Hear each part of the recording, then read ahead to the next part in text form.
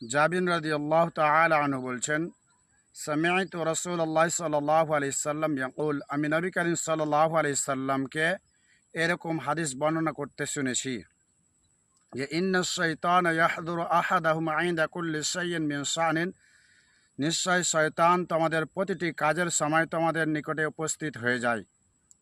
হাত্তা ইয়াহযুরাহু ইনদা তাআমিহি, এমনকি তোমাদের খাবার সময়ও শয়তান তোমাদের নিকটে উপস্থিত হয়ে যায়।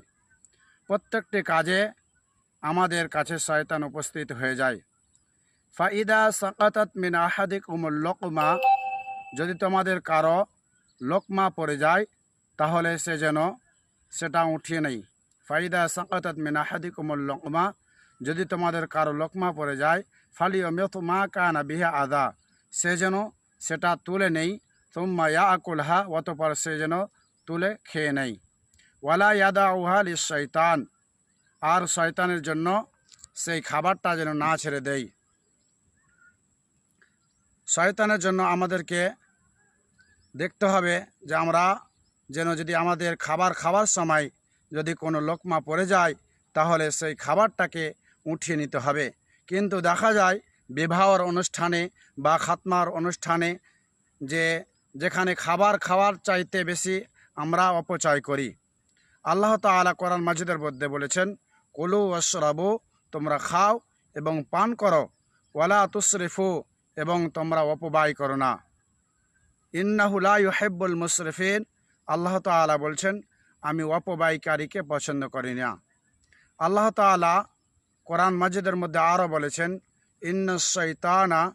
ইন্নাল মুবাযযিরিনা কানা ইখওয়ানাশ শায়াতিন, নিশ্চয় অপব্যয়কারী হচ্ছেন শয়তানের ভাই। তাহলে আমাদেরকে লক্ষ্য রাখতে হবে, যদি আমাদের খাবার পড়ে যায় সেই খাবারটাকে আমরা পরিষ্কার করে যেন আমরা খেতে পারি, আমরা শয়তানের জন্য যেন আমরা না ছেড়ে দেই। তারপরে জাবির রাদিয়াল্লাহু তাআলা আনহু বলছেন, আমারা নবী সাল্লাল্লাহু আলাইহি সাল্লাম, যে নবী করিম সাল্লাল্লাহু আলাইহি সাল্লাম বলেছেন যে খাবার শেষে যেন আমরা উংলি সহ খাবারের প্লেট যেন আমরা চেটে নিই।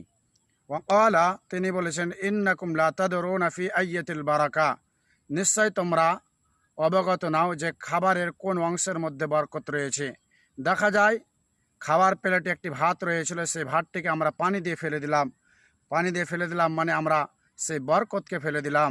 আর দেখা যায় যে আমাদের হাতের মধ্যে একটি ভাঙা ভাত ছিল, সেই ভাতকে আমরা পানি দিয়ে গড়িয়ে দিই, সে আমরা পানি দিয়ে গড়িয়ে দিলাম না, আমরা বরকতকে